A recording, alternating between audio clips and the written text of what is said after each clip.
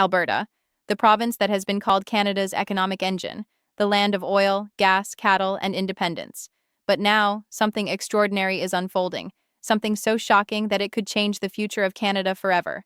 Whispers are spreading, rumors are boiling over, and the story has reached the point where even Ottawa cannot ignore it anymore. The question is simple: is Donald Trump, the President of the United States, quietly working on a plan to pull Alberta out of Canada? And if so, could this really be Prime Minister Mark Carney's worst fear come true? For weeks, political insiders have been buzzing with speculation: the closed-door meetings, the sudden diplomatic visits, the off-the-record conversations.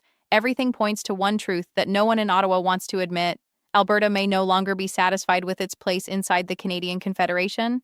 And if Alberta decides to take matters into its own hands, the one man ready to step in and take advantage of the chaos is none other than Donald Trump. Think about it. Trump has built his political career on disruption, on challenging the status quo, and on making bold moves that leave his opponents scrambling. If he sees Alberta, the richest province in Canada, sitting on some of the largest oil reserves in the world, as an opportunity, do you really think he's going to let that chance slip away? Imagine the headlines: Trump brokers historic deal to bring Alberta closer to the United States. It would not only send shockwaves through Canada, but would also give Trump a powerful new bargaining chip in his battle with Mark Carney. Carney, of course, is no fool. He knows the stakes. He knows that if Alberta ever decides to formally align with the United States, it's not just about one province leaving Canada, it's about the unraveling of the entire federation. Saskatchewan could follow, British Columbia might start looking southward, Manitoba might reconsider its ties to Ottawa. And suddenly, what started as a whisper in the prairies becomes a full-blown national crisis. That's why Carney is moving fast, pushing his closest advisors to figure out how to keep Alberta inside Canada's tent. But the problem is, Danielle Smith, the Premier of Alberta, isn't exactly playing by Ottawa's rules. Smith has made it clear time and time again, Alberta's interests come first. Whether it's over energy policy, carbon taxes, or pension funds, she has openly clashed with Ottawa and has found a willing ear in Washington. Trump sees in Smith a partner, someone who isn't afraid to stand up to the federal government, someone who isn't afraid to gamble big. And here's where it gets even more explosive. There are reports that Trump and Smith have already spoken, not once, but multiple times in recent weeks. What were they discussing? Nobody knows for sure. But the very idea that Alberta's premier could be entertaining direct talks with the President of the United States is enough to keep Carney awake at night. Now, let's step back for a moment and really think about this. Why Alberta? Why now? The answer is simple: timing.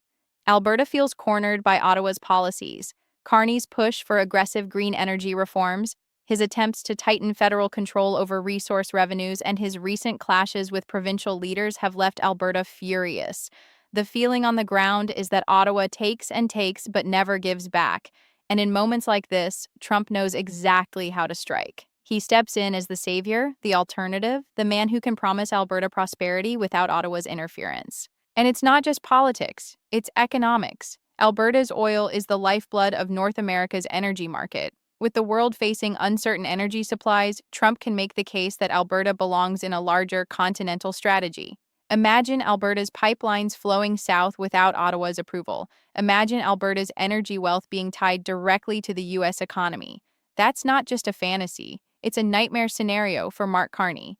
Because once Alberta starts looking south, it may never look back north again.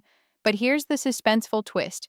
What if Trump is already laying the groundwork behind the scenes? What if this isn't just about talk? There are whispers of American investment groups circling Alberta, whispers of new cross-border infrastructure deals quietly being drafted, whispers of American politicians openly flirting with the idea of Alberta becoming America's 51st state. And every one of those whispers makes Ottawa more nervous. Carney's fear is not just about losing Alberta's resources, it's about losing control. Once Canadians see Alberta defying Ottawa and openly working with Washington, other provinces may start to question why they should remain tied to a federal government that doesn't listen. Western alienation could morph into Western secession, and Carney knows that if he loses Alberta, he loses the balance of the entire country. Now let's talk about the people who matter most, the Albertans themselves. How do they feel about all this? On the one hand, there's pride in being Canadian. On the other, there's frustration, deep frustration, with Ottawa's policies. For years, Albertans have complained that they give more to Canada than they get back. They feel ignored, disrespected, and used. And now, for the first time, they see an alternative path, one that leads south of the border. Trump is playing on that frustration, whispering promises of lower taxes, more control, and bigger opportunities. For Albertans, the idea might sound tempting. And this is exactly why Mark Carney is in panic mode. He doesn't want to admit it publicly, but his advisors are warning him this could be the biggest crisis of his premiership. The Prime Minister is facing not just a political problem, but a national identity crisis. What does it mean if Alberta is no longer fully committed to Canada? What does it mean if a sitting U.S. president is actively encouraging a Canadian province to break away? This is uncharted territory, territory so dangerous that even raising the question publicly could set off a firestorm. And yet, the question refuses to go away. Every day, the rumors grow louder. Every day, the possibility feels less far-fetched. And every day, Carney's government looks weaker for failing to stop it. So where does this end? Does Alberta declare independence? Does it negotiate some sort of special partnership with the United States? Does Trump go all in and try to make Alberta the 51st state? Or does Carney finally find a way to pull Alberta back from the brink? Nobody knows. But one thing is certain. The longer this crisis drags on, the stronger Trump's hand becomes. The tension is building, and the outcome is anything but clear. Carney is betting on unity, Smith is betting on independence, Trump is betting on chaos. And somewhere in the middle of it all are millions of Albertans who will soon be forced to choose, stay with Canada or take the biggest gamble of their lives. The stakes could not be higher. The future of Alberta, the future of Canada, and perhaps even the future of North America is hanging by a thread.